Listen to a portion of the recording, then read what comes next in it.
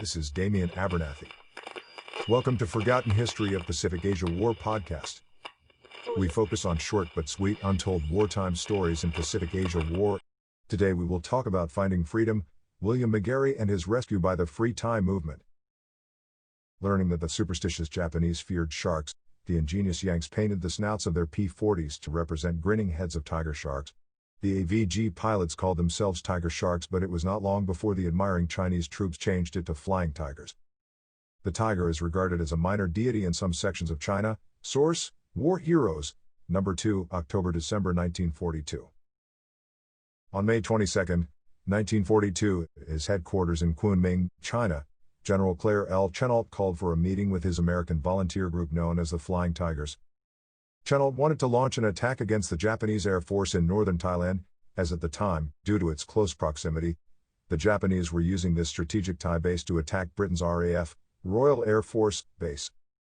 Chennault proposed that the P-40s, the designated fighter planes of the Flying Tigers, would fly from Kunming to Loiwing, China, refueled, and continue to fly towards the airstrip at Namsang in Burma. From there, the planes would be within a close range of Chiang Mai, where they would stay overnight and strike early morning. General Chennault would not have predicted, however, that would be the last time he saw one of his best pilots, William McGarry, for the next 3 years. Black Mac William McGarry joined the Flying Tigers before the beginning of the U.S.'s involvement in the war in 1941. He first learned to pilot planes for the U.S. Army Air Forces at Selfridge Field, now known as Selfridge A&GB Airport, Michigan. With 10 victories under his belt, McGarry set off for the Chiang Mai mission on May 23, hoping to provide top cover for his other 4 military men. Check out more about the history behind the formation and operations of the Flying Tiger in another one of our articles here. On March 24, 1942, while flying over Chiang Mai, Thailand to attack the Japanese Air Force, McGarry's plane was shot down by the anti-aircraft fire. Taking quick action after the attack, McGarry parachuted into a clearing over Chiang Mai jungle. After wandering the northern Thai jungles for 3 weeks, he was finally caught by the Thai police patrolling the area. McGarry was quickly turned over to the Japanese government, who imprisoned him under a compound at Thammasat University. What the Japanese didn't know, however, that the compound was in the line of sight to the leader of the Free Thai movement, Priti Phanomyong. Priti Phanomyong and the Thai resistance movement was already well established in communications with Allied forces. They reported on Japanese movements, important logistical bases, weaponry stock, and in this situation, the names of people imprisoned by the Japanese. As the resistance movement was operating largely underground, maintaining cover was of utmost importance to Priti. Thailand, on the surface, was to present itself in alliance to the Japanese, while the resistance movement worked to channel crucial information to its Western allies. When Priti became aware of McGarry's imprisonment, he informed the Free Thai members that the coalition would do whatever they can to rescue him and bring him home. Several years later, when Free Thai agents were fully established in Bangkok, Nicole Smith, the OSS officer who headed U.S. Thai operations, contacted Chennault to inform him of opportunities to have his soldiers infiltrate Thailand once again. Chennault asked Smith of the possibility of one of his pilots, McGarry, being alive. Within 4 days, Smith reported that McGarry was well and alive. McGarry was still kept inside the POW camp, but the guards were Thai police who were headed by General Adunacharat.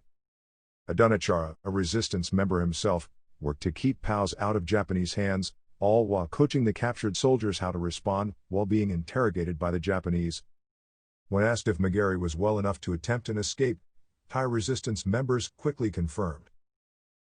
Removing McGarry was a considerable risk, as the Japanese official regularly inspected the POW camps.